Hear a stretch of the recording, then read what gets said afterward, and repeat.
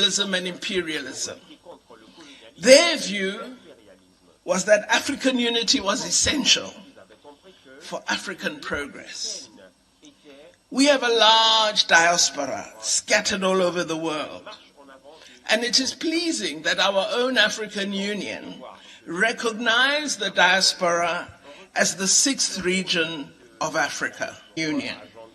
This is the goal of uniting African people and uniting them wherever they are, not just in Africa, but wherever we are. This is our own organization's key goal. I wish to congratulate my colleague, Professor Dusi, for indefatigably leading this initiative on African roots and diaspora.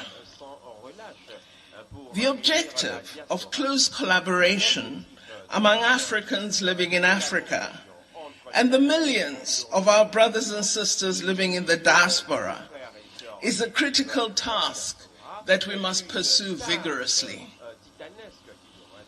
In this year, we are celebrating 60 years since the formation of the Organization of African Unity in 1963.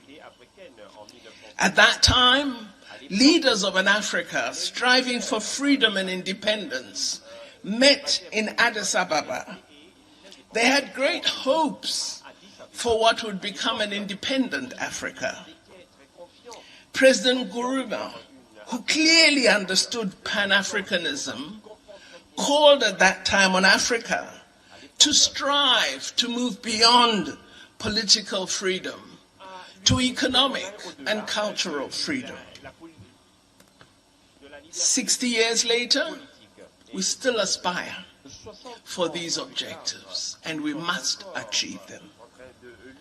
The greatest task achieved by the Organization of African Unity was to lend its full dedication to the emancipation of our continent, to the ending of colonialism and racism on our mother Africa. The Organization of African Union's support for the freedom struggle of the people of South Africa against apartheid was an example of what can be achieved if we work in unity. We have the African Continental Free Trade Area, the development and blueprint for a stronger African Union. We have a more democratic and prosperous Africa, and we have a strong commitment, as we showed today, to African identity and a new African consciousness. We are pleased as South Africa to have been included in the high-level panel and to be given an opportunity to play a role in shaping the work and agenda of the 9th Pan-African Congress. And we look forward to working with the government and people of the Republic of Togo to realize and create a better Africa and better world. Whilst the founding principles of what we must achieve remain essentially the same, the world has evolved significantly, and perhaps in the past year and a half in radical ways. In our view, we believe it is vital that the Congress's themes are relevant to the times we find ourselves in.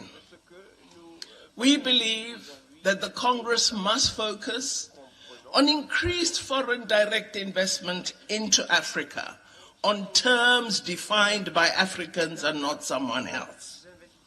We believe that the themes must include increased market access for African products and strong implementation of the African Continental Free Trade Area.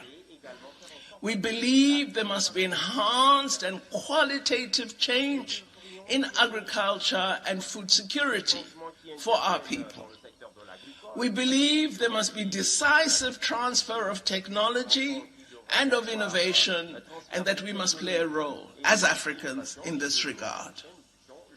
We believe our conference must affirm that as Africans we wish to see investment in infrastructure, including health infrastructure, in order to address the shortcomings that all of us identified during the COVID-19 pandemic period. We believe we must be courageous in ensuring that we build and strengthen democratic institutions, and this must be part of what we discuss. We believe that as Africans, both on the continent and in the diaspora, we cannot neglect the development of our people through quality education. We cannot neglect capacity building and the right skills to pursue development. We cannot neglect education, training, research, and innovation. And we want to encourage the Congress to ensure that none of these themes are left out of our consideration. So, dear Professor, Chair of our high-level panel, I want to assure you of South Africa's commitment to the agenda that you and the leadership of the Republic of Togo are pursuing. We congratulate you for putting this theme on the agenda of the African Union. All of us know that we are living in a very difficult world. The global community is at odds with each other. But this is the moment for us as Africans to ensure a different outcome for ourselves. So we look forward to making a meaningful contribution, which we hope will create a vision which mirrors and links to the vision that was conceived in the early congresses by the founders of this Pan-African movement. Let us move to unity. Let us move to African development. Let us move to radical transformation of the life of the people of Africa. I thank you for this opportunity, and I hope that this launch leads to the best Congress which will be held in Lome Togo and which will radically alter the life of the people of Africa. I thank you. And we thank you very much.